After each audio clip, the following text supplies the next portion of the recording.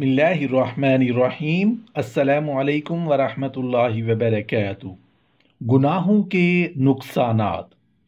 गुनाह एक बुरी चीज़ है, बल्कि बुराइयों का दूसरा नाम गुनाह है।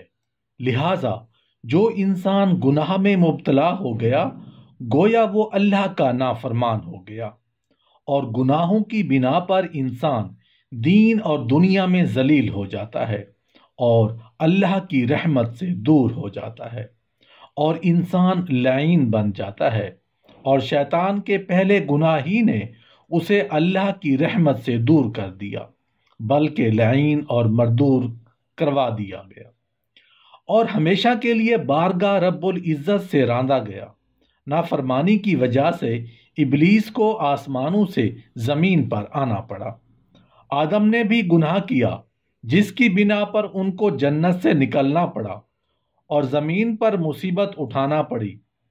गुनाहों की बिना पर कौम नूह पर तूफान लाया गया और अल्लाह के अहकामात की नाफरमानी की बिना पर कौम लूत की बस्तियों को उलट दिया गया और उन पर पत्थरों की बारिश की गई। वो भी गुनाह ही था जिसने फिरौन को लश्कर समेत गर्क करवाया। वो भी गुनाह था जिसने कारून को जमीन में धंसाया। यही वो नाफरमानी थी जिसकी बिना पर बनी इसराइल पर तरह तरह के मसाइब नाजिल हुए। कभी कत्ल हुए, कभी कैद किए गए, कभी उनके घर उजाड़े गए और कभी उन्हें जालिम बादशाहों का जुल्म बर्दाश्त करना पड़ा। कभी गुलामी की लानत में गिरफ्तार हुए, कभी बंदर और सूअर की शक्ल में तब्दील किए गए। उस नाफरमानी ने बड़ी बड़ी सल्तनतों को उजाड़ डाला, कैसर व कसरा को सफ़ाए हस्ती से मिटा डाला।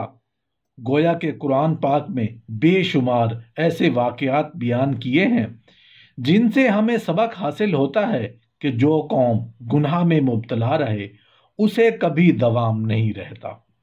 अल्लाह ताला की अहकामात से सरकश और बागी कौमों को अल्लाह ताला दुनिया में जलील व ख्वार कर देता है।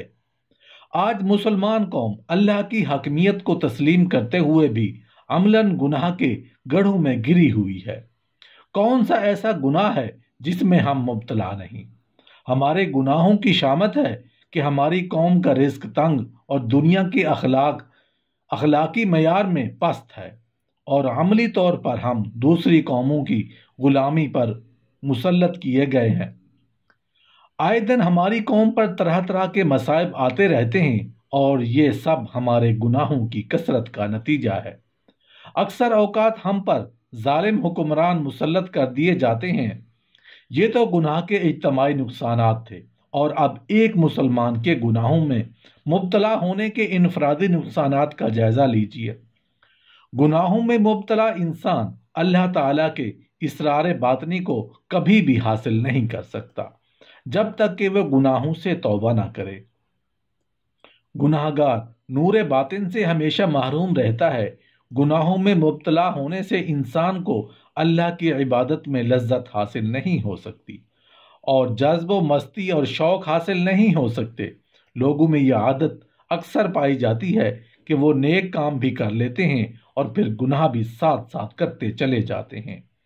जैसे लोग कहते हैं कि नमाज अपनी जगह और जुल्म अपनी जगह पर, लेकिन नमाज कायम करने का मतलब ये है कि गुनाह को अमली जिंदगी से तर्क किया जाए। गुनाह के असरात चेहरों पर जाहिर होते हैं।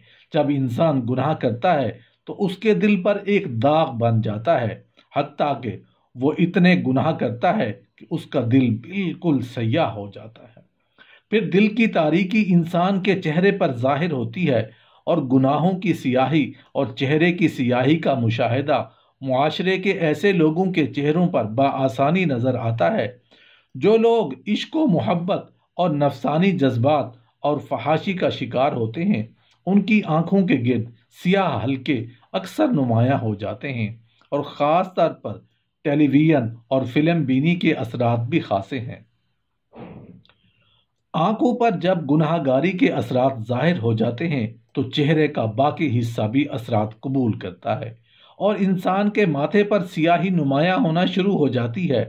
और जूं जूं इंसान मजीद गुनाहों से आलूदा होता जाता है, اس کے چہرے پر گناہوں کی سیاہی نمایاں ظاہر ہو جاتی ہے۔ خاص طور پر جھوٹ بولنے اور دھوکہ دینے، رشوت لینے، حرام کھانے، بددیانتی کرنے اور غیبت کرنے والوں کے چہروں پر یہ اثرات بہت نمایاں ہوتے ہیں۔ اللہ کے نیک بندوں کے چہرے اس سیاہی سے بالکل مبرہ ہوتے ہیں اور ان کے چہروں پر اللہ کی رحمت کا نور نمایاں نظر آتا ہے۔ اگر ان کو عام گناہ گاروں میں کھڑا کر دیا جائے تو وہ نمایاں نظر آئیں گے۔ وہ پیر جنہوں نے صرف ظاہر داری کا لبادہ اوڑھا ہوا اور روحانیت ان کے پاس نہ ہو تو ان کے چہروں پر بھی عام دنیا داروں کی طرح گناہوں کی سیاہی نظر آتی ہے۔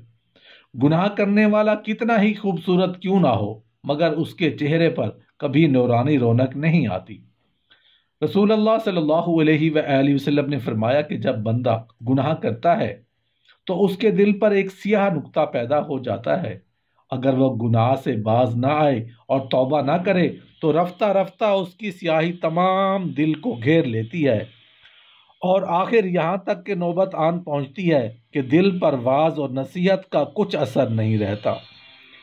گناہ دل میں بھی بزدلی پیدا کرتا ہے اور گناہ کرنے والے حقیقی قوت سے خالی ہوتے ہیں۔ اگرچہ گناہ کرنے والے ظاہراً بڑی دلیری کا کام کر جاتے ہیں مگر وہ سب کچھ شیطانیت کے اکسانے پر ہوتا ہے۔ مگر اللہ کے نیک بندوں کے مقابلے میں ان کو راہ حق پر استحکام حاصل نہیں ہوتا، کیونکہ استحکام کا سارا دار و مدار نیک کام کرنے، گناہوں سے بچنے، عبادت میں کثرت کرنے اور نیت کو درست رکھنے پر ہے۔ مگر اس کے برعکس نیک کاموں سے جی چرانے، برے کاموں پر ڈٹے رہنے اور ہر وقت گناہوں میں مصروف رہنے کی وجہ سے انسان کا دل کمزور ہو جاتا ہے۔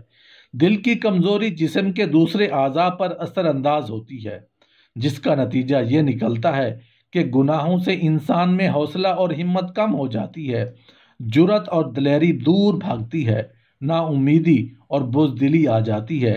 لیکن گناہ سے بچنے والے نیک لوگوں کا دل مضبوط ہوتا ہے، ان میں بے پناہ ہمت اور حوصلہ ہوتا ہے، ان کے عزم پتھر کی چٹانوں کی طرح ہوتے ہیں۔ صحابہ کرام، بزرگان دین، صوفیاء اعظام جسمانی لحاظ سے عام انسانوں کی طرح ہی تھے، بلکہ بعض حالات میں ان سے بہت دبلے پتلے اور کمزور ہوتے تھے۔ ان کی تعداد بھی دنیا کے مقابلے میں بہت کم ہوتی تھی، مگر وہ اللہ کے راستے پر مٹے اور انہوں نے اللہ کی عطا کردہ رحمت سے اپنے آپ کو گناہوں سے بچایا۔ پھر ان میں قوت ایمانی اور گناہوں سے بچ کر توبہ کے راستے پر چلنے سے اتنی دلیری، جرأت اور حوصلہ تھا کہ انہوں نے بڑی بڑی سلطنتوں کے تخت الٹ دیے، بڑے بڑے جابر حاکموں کے سامنے کلمہ حق سنایا، اور ان کی کامیابی کا راز صرف یہی تھا کہ وہ گناہوں سے بچے، اللہ کی اطاعت کی اور جان نثاری کی۔ اللہ پاک ہم سب کو گناہوں سے بچنے کی توفیق عطا فرمائے۔